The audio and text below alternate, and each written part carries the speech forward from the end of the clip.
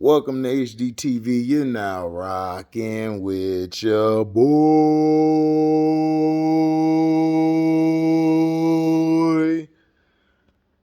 Look, man, the Cincinnati Bengals, these dudes almost gave the whole game up. They were leading like 22-0. They could have been winning like 27 or 28-0. Their field goal kicker missed every kick in the book, and they practically let the Patriots off the hook. So now the Patriots in the second half, I felt like they should have went with Bailey Zappi. But Mac Jones, they stuck with him, or AKA Whack Jones, and he brought him back. Number 84, I can't think of his name.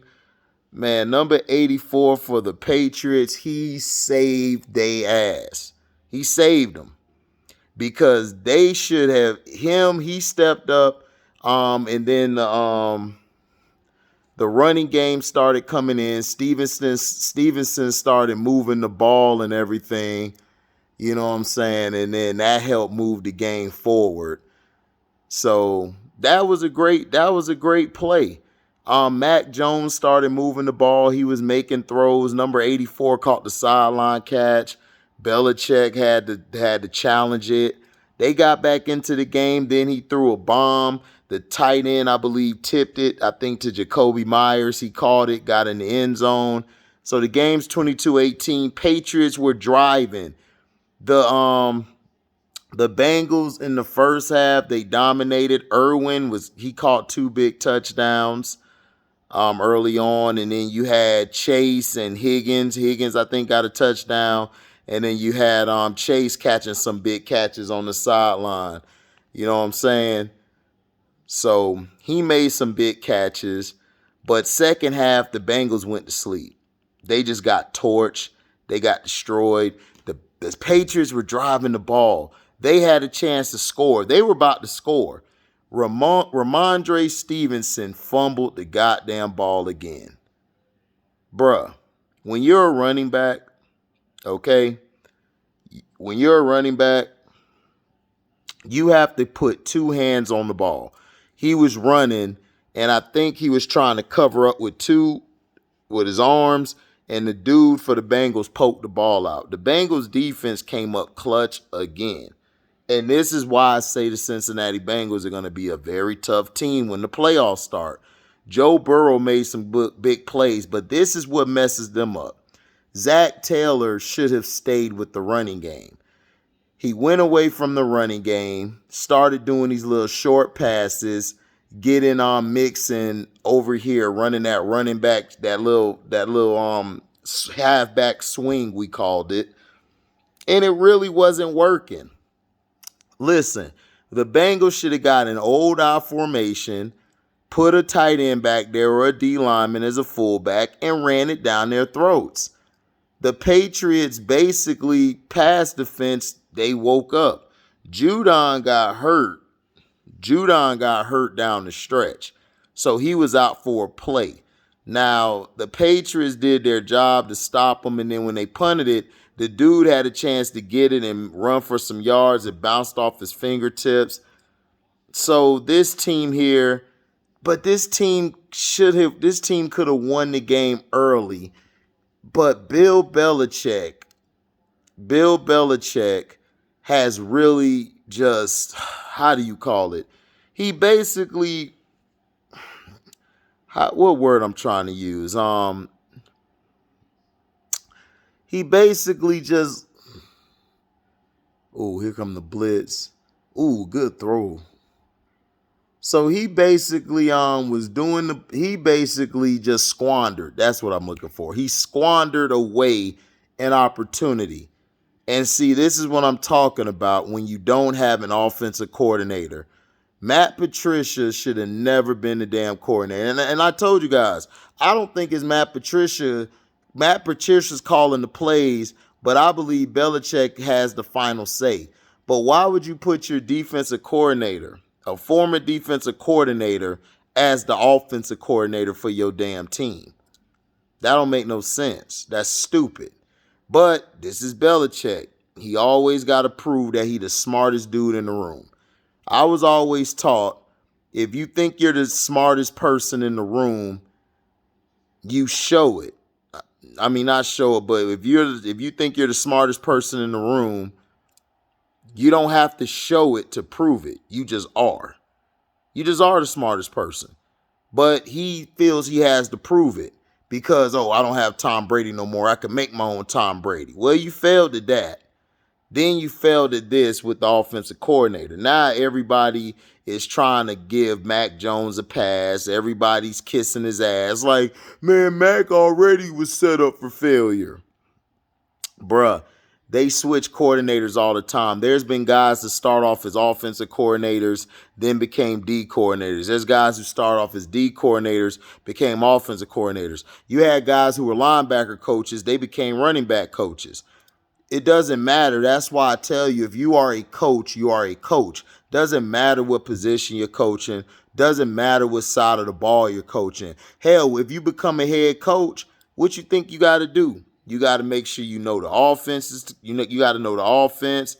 You got to know the defense, and you got to know the special teams. You got to know all three facets of the team. So it doesn't matter if you switch sides and all of that, or you're coaching another side. It doesn't matter. So in this game, Cincinnati's receivers balled out, T. Higgins, Irwin, and Chase. But down the stretch, see, this is why I tell you, this is what make you separate you from a good coach to a great coach. Belichick and them adjusted in the second half. So defensively, they got physical with their receivers. They were cutting them off to their points, to the spot on the field for them to get to. They were making it real uncomfortable for Joe Burrow. They were shutting the run down. Like every time they ran it, they would make it tough for them to run it because they know the Bengals is a team. If you shut their run down a couple series, they're going to neglect the run. So that was very smart of what the Patriots did. Now, this is what also messed the Patriots up. And, this is what messed them up. And this is what I try to tell everybody. The Patriots thing is this. Down the stretch,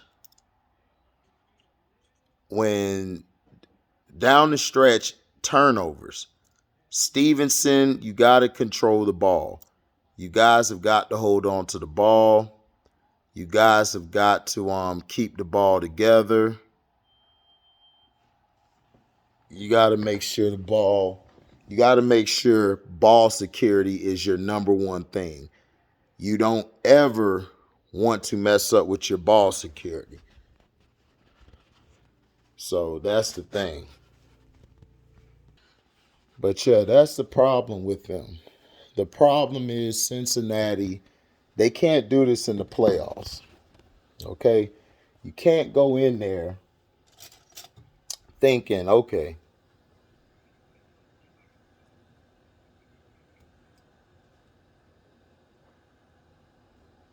you can't go in there thinking, oh, well, we're Cincinnati. We could do what we got to do. It's like, no, that don't work that way, partner. That does not work that way.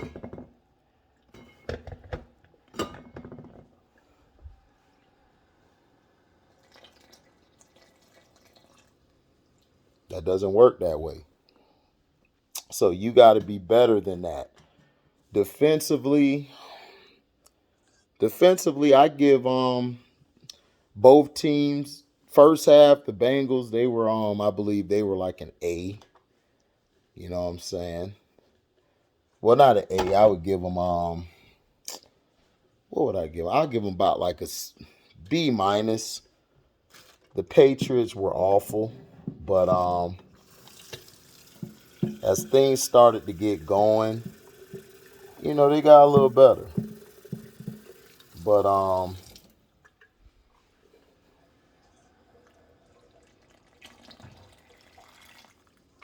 just my personal opinion, I just feel like could have been better. The adjustments in the second half really panned out for the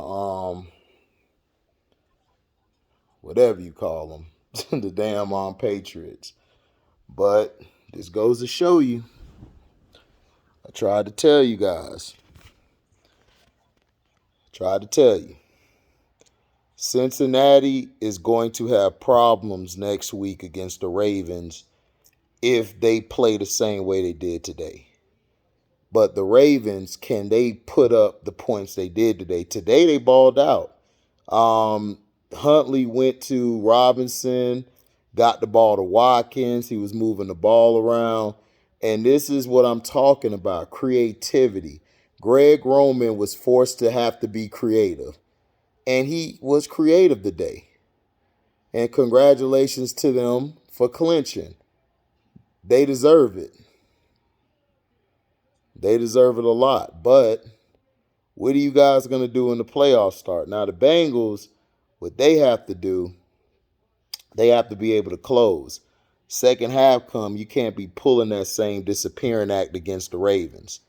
You're going to have to come and play because next week is going to be chin strap season, and their guys are physical. Their defense was physical today. So we'll see. But Cincinnati pulled this out because of the Patriots. They choked down the stretch. Stevenson fumbled the ball.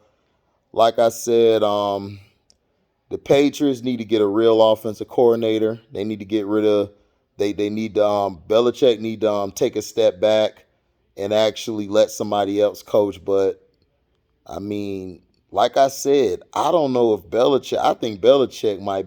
I know people are like, man, he ain't on no hot seat, but man, if I'm Robert Kraft, I'm asking how much was it Brady instead of you? I'm just saying. He hasn't really been showing that same Belichick, that same thing because he's pissing these young guys off. And I'm thinking I'm thinking like the way he's coaching, I don't know if people are really liking it.